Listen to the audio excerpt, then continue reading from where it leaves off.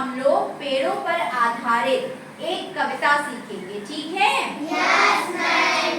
और इसी कविता से संबंधित मैं आपसे कुछ प्रश्न पूछूंगी, आप लोग सोचिएगा, समझिएगा, फिर मुझे उसके उत्तर दीजिएगा, ठीक है? Yes ma'am. तो सभी बच्चे कविता सीखने के लिए तैयार हो? Yes ma'am. ठीक है, मैं बोलूंगी, मेरे बाद आप सभी बोलिए।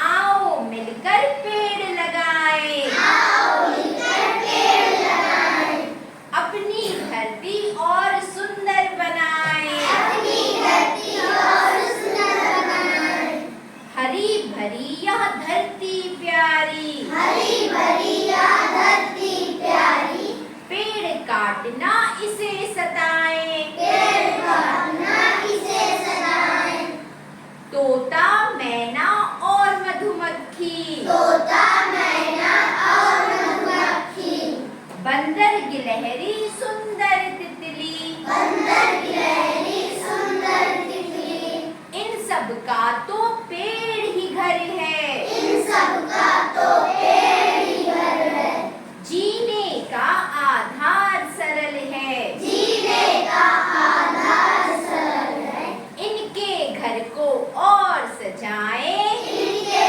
घर को और सजाएं, आओ मिलकर पेड़ लगाएं, आओ मिलकर पेड़ लगाएं, स्वच्छ हवा मिलेगी हमको, स्वच्छ हवा मिलेगी हमको, बारिश में हम खेलेंगे, बारिश में हम खेलेंगे, प्रदूषण होगा दूर पृथ्वी से, प्रदूषण होगा दूर पृथ्वी से, स्वच्छ धरा में हम सांस लेंगे, स्वच्छ धरा में हम सांस लेंगे, जीवन जीने का नया आधार बनाएं, जीवन जीने का नया आधार बनाएं, आओ मिलकर पेड़ लगाएं।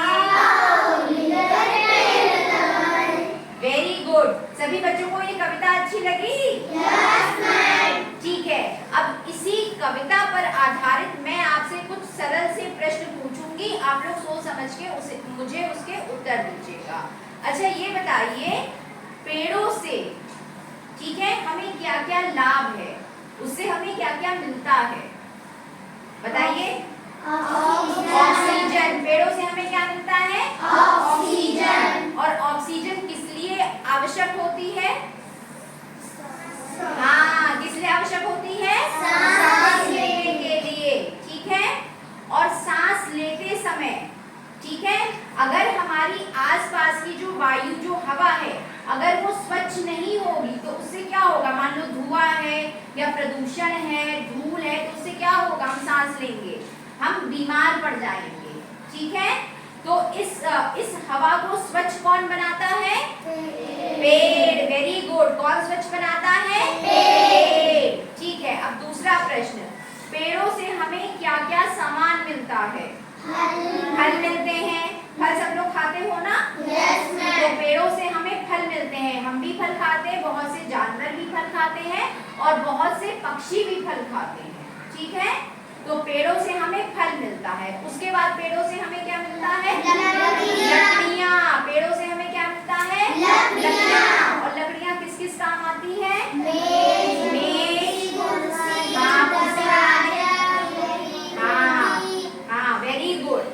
तो इन सब सामान को बनाने के लिए हमें लकड़ी की जरूरत होती है और लकड़ी हमें पेड़ों से मिलती है, ठीक है।